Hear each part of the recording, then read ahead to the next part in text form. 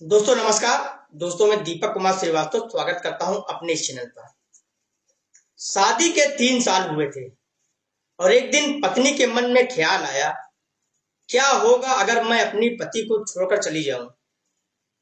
पति का रिएक्शन क्या होगा, फिर वह क्या करेगा। इसी विचार के चलते पति की परीक्षा लेने के लिए उसने एक चिट्ठी लिखी।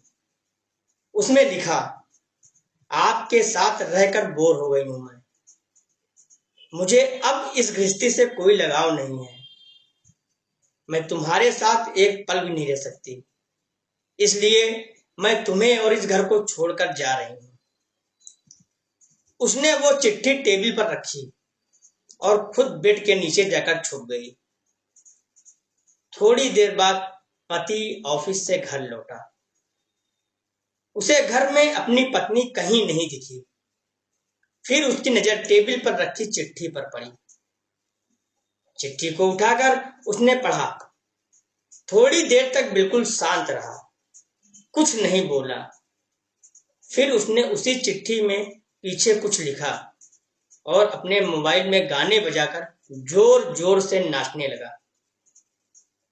फिर उसने अपने कपड़े बदले और अपनी एक फ्रेंड को फोन लगाया और कहने लगा, मैं आज आजाद हो गया हूं। मेरी बीवी को आखिरकार यह एहसास हो गया कि वह मेरे काबिल नहीं है, इसलिए वह खुद ही मुझे छोड़कर हमेशा के लिए चली गई और मैं अब आजाद हो गया।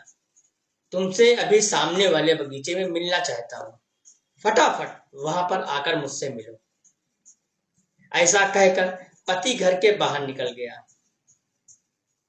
दोनों आंखों में आंसू की धारा लिए पत्नी बेड के नीचे से बाहर निकली। उसके हाथ थर थर कांप रहे थे।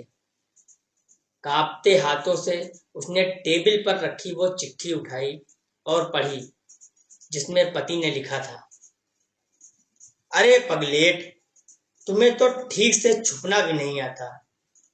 बेड के नीचे से तुम्हारे पैर दिख रहे हैं। तुम जल्दी से गर्मा गर्म चाय बनाओ, मैं सामने की दुकान से बिस्किट लेकर आता हूँ। मेरे जीवन में खुशी तुम्हारे आने से है। आधी खुशी तुझे सताने में है और आधी तुझे मनाने में। आखिर लास्ट में तो हम दोनों ही साथ रहेंगे ना। कभी हम झगड़ें, एक दूसरे की टांग खींचें, एक दूसरे को बुला भला कहें, फिर भी एक दूसरे पर दादागिरी करने के लिए लास्ट में तो हम दोनों ही रहेंगे ना। जो बोलना है बोलो, जो करना है करो। जब चश्मे गुम जाएंगे तब एक दूसरे के चश्मे ढूंढने के लिए लास्ट में तो हम दोनों ही रहेंगे ना। कभी मैं रूठूं तो तुम मुझे मनाना, कभी तुम रूठो तो मैं तुझे मना लूंगा। एक दूसरे को लाड लड़ाने के लिए आखिर में तो हम दोनों ही रहेंगे ना। जब नजरें कम आएंगी, सुनाई भी कम देगा, तब एक दूसरे को ढूंढने के लिए हम दोनों ही होंगे ना।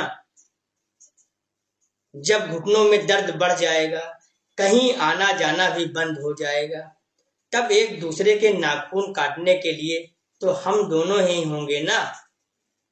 मेरी रिपोर्ट तो बिल्कुल क्लियर है। आई एम ऑल राइट बोलकर एक दूसरे को चिढ़ाने के लिए आखिर तो हम दोनों ही होंगे ना। जब हम दोनों का साथ छूटेगा, अंतिम विदाई होगी, तब एक दूसरे को माफ करने के लिए आखिर हम दोनों ही होंगे ना। आखिर में सिर्फ हम और सिर्फ हम दोनों ही होंगे ना।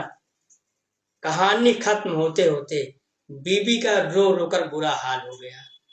उसे पता चल गया कि उसका पति उसे कितना ज्यादा प्यार करता है। दोस्तों, कहानी पसंद आई हो तो एक लाइक और अपने दोस्तों के साथ शेयर करना मत भूलिएगा।